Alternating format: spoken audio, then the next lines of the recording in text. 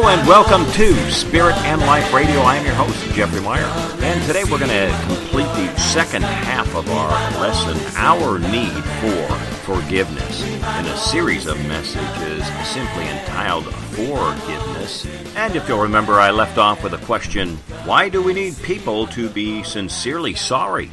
Well, there's something in human nature which means that we need the culprit to admit that it was their fault. And we need to see and to hear that they're honestly sorry. However, life is even more complicated than that, because after an accident, the person who caused it usually has a real problem too. Remember the two football players we were talking about? The clumsy football player and the untidy sister, who don't have any physical injuries, but they're probably suffering from guilt. And guilt hurts. In fact, at times it hurts more than physical pain. People who cause accidents, even the most trivial accidents, can be devastated by what they have done. And so, guilt can hurt more than bodily injury, leaving frightening results. Just turn on your television set, and you'll see the news describing an accident which was caused by one person's mistake. School children die on a canoeing trip. It's the teacher's fault. A packed plane crashes. The pilot switched off the wrong engine. Hundreds drown on a ferry. Somebody left the vehicle doors open. A major motorway pileup occurs in thick fog. A semi-truck was too close to the car in front. On and on we could go with accidents, but everybody feels sorry for the people who've been injured or bereaved. But the careless person who caused the accident is blamed, and he may feel terribly guilty for the rest of his life. Guilt can last, and guilt goes on hurting for a very long time. It can be healed, but only by forgiveness. People whose bodies are injured in an accident are rushed to the hospital. They're all treated. Culprit and victim are both given the best available help. Doctors and nurses don't refuse to operate on the person who caused the accident.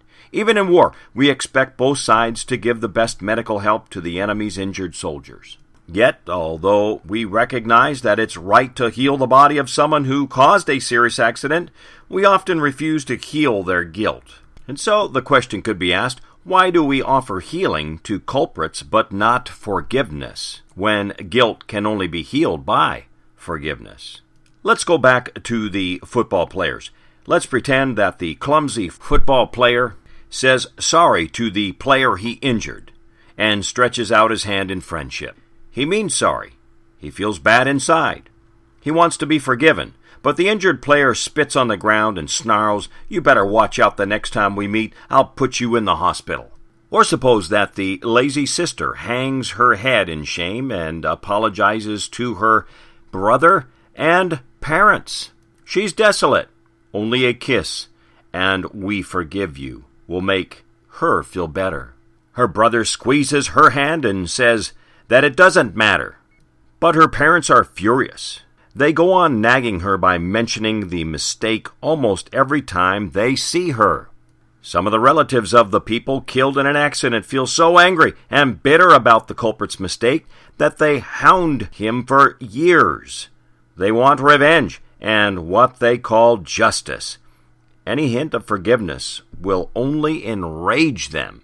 And it is a fact that some culprits are hounded for years by the unforgiving relatives of the people they've hurt, because it's hard to forgive.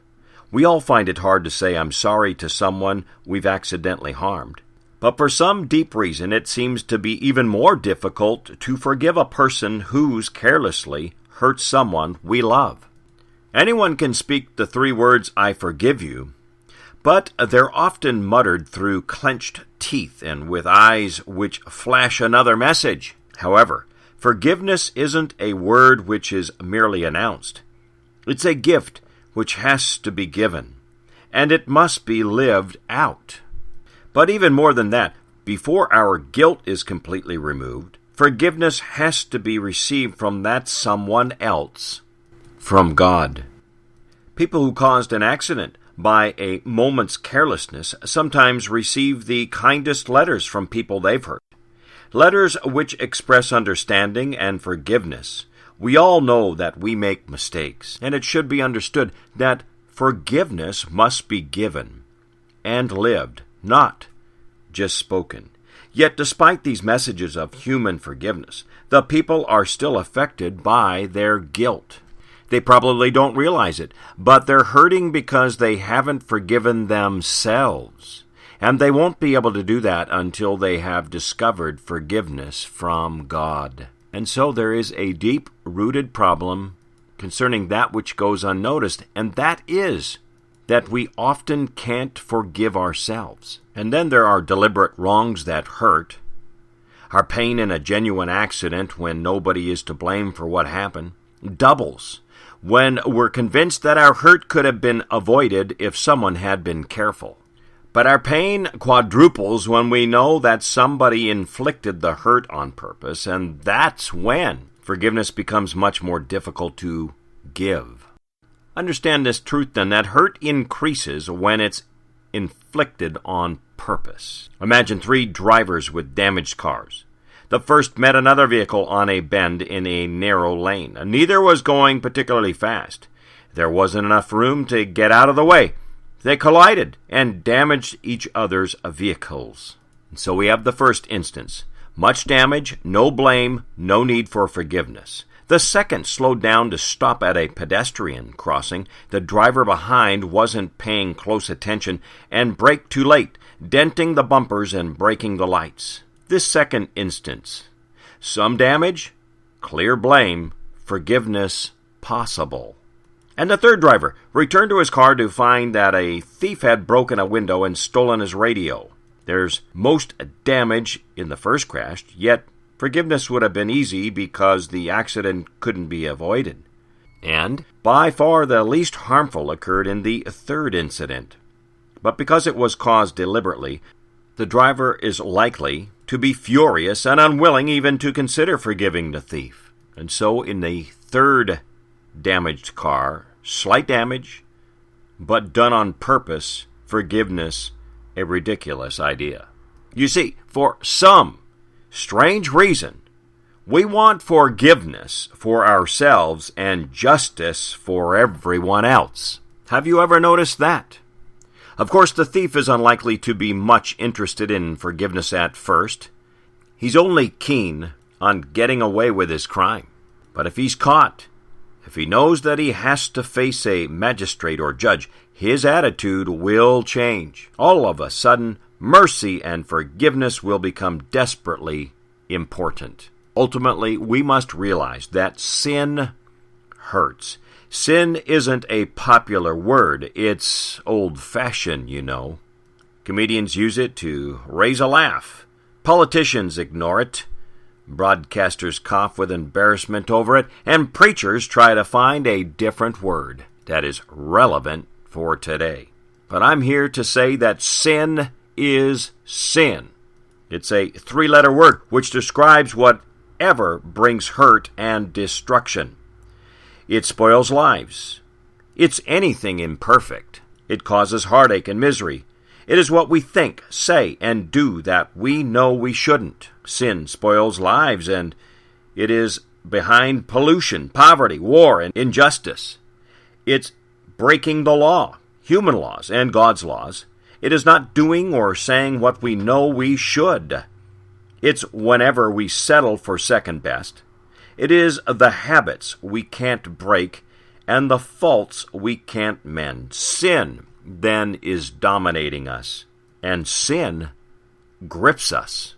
So much that we can't do the good we want to do, and we find ourselves doing what we didn't really want to do in the first place as Christians.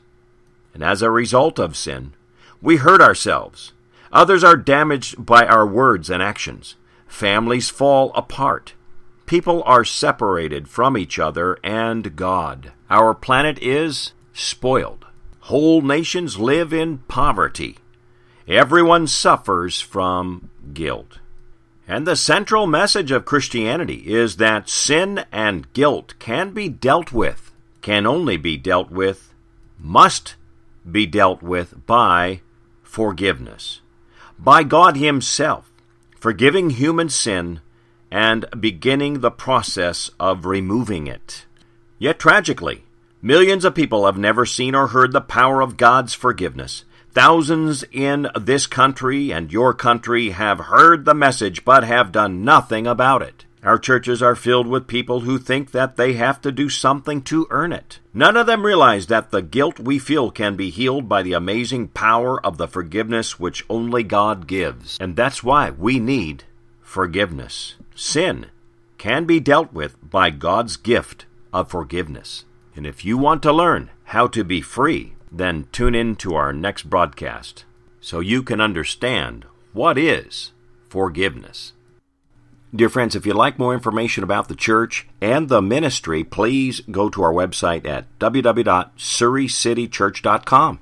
That's surreycitychurch.com. And in doing so, you will also find our donate button at the top of the page. When you click on that, that will take you to our PayPal website. There you can make your tax-deductible donation by using your credit or debit card. Or, if you don't use PayPal, just follow the continue link at the bottom of the page to your left. And remember, we are a listener-supported radio broadcast in need of your support financially in order to stay on the air here on KARI Radio. And when you give, we're going to send you out a CD, The Spirit of Man and the Life of the Spirit. 60-plus minutes of insightful revelation on the human spirit and the life of God's Spirit in man. You are sure to be blessed. We also hope that you're sharing this broadcast with many of your friends. Ask them to tune in every Monday through Friday. Now, if you don't use the PayPal tool, you can always write to us and send in your donation to Spirit and Life Radio, suite number 491, 7360, 137th Street, Surrey, BC, V3W 1A3. That's suite number 491, 7360, 137th Street, Surrey, V3W 1A3. And on the U.S. side, you can send in your donation to P.O. Box 737, Ferndale, Washington, 98248. P.O. Box, that's 737 in Ferndale, Washington, 98248. Canadians, please make your checks out to Surrey Central City Church.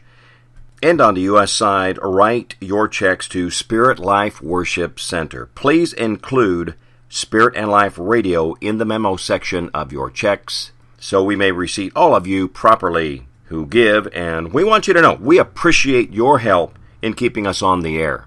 Now, if you'd like to contact us for that information again or simply write to us, you may do so by email by writing to spiritandliferadio@gmail.com. That's spiritandliferadio@gmail.com. Or you can call our toll-free number at 877-800-0429. That's 877-800-0429. Finally, if you'd like to visit our Sunday service, it is held at the brand new Chuck Bailey Recreation Center at 10:30 a.m., just south of the Gateway SkyTrain station on University Drive and 107 Avenue, or just north of the BC Lions practice facility on Park City Way and 107 Avenue. All of our information is on our website at surreycitychurch.com. Now remember, friends, it is the Spirit who gives life. The flesh profits nothing. The words that I speak to you are spirit, and they are life. Spirit Life Radio, your spirit-filled connection.